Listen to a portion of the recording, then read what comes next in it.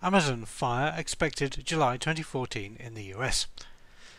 There have been rumours for some time that Amazon was working on a smartphone to complement their Kindle Fire range of tablets, and finally we've seen the official launch of the Amazon Fire, a relatively high-end smartphone that isn't quite like any of the competition, which is both a good thing and a bad thing at the same time.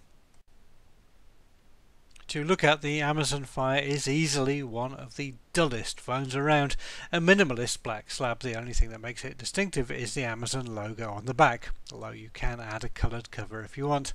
But it's what is underneath, the rather boring exterior, that makes it different. Before we go deeper, we'll take a quick tour of the basic specifications.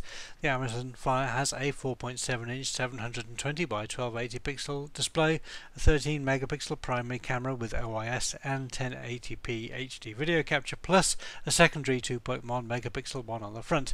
Inside it has a 2.2 GHz quad-core CPU with 2 GB of RAM, 32 or 64 GB of non-expandable storage, LTE and NFC support, plus all the features you'd expect to find in a reasonably high-end smartphone.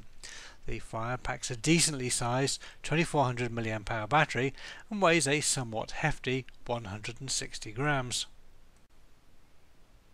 The operating system is Fire OS 3.5.0, which is a fork of Android and is basically the same thing found in the Kindle Fire range.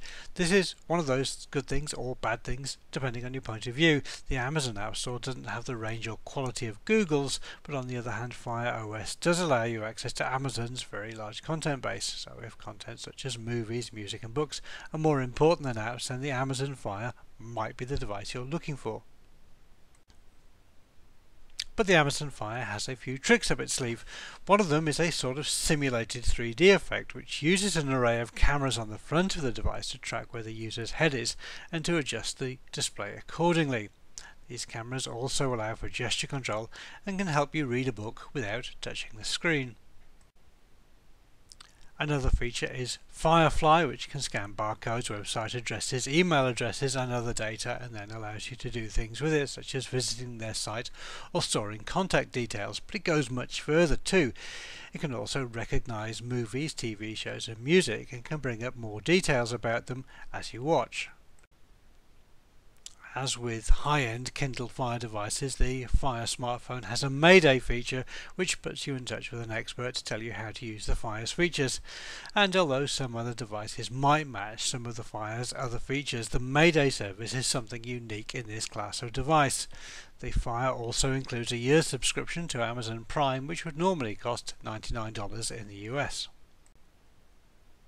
At the moment, Amazon have only announced availability on the AT&T network in the US, where the price ranges between $199 for the 32GB model with a new contract to $749 for a 64GB model with no contract. This makes it a similar price to the class-leading HTC One M8, which is a superior bit of hardware in most respects, but doesn't include access to Prime. Amazon say that it should be available from July 25th onwards. Amazon's Kindle Fire tablets have been moderately successful, but it remains to be seen if that will translate to a successful smartphone. Will it be a game changer for Amazon or a complete disaster like the HTC first? Time will have to tell on this one.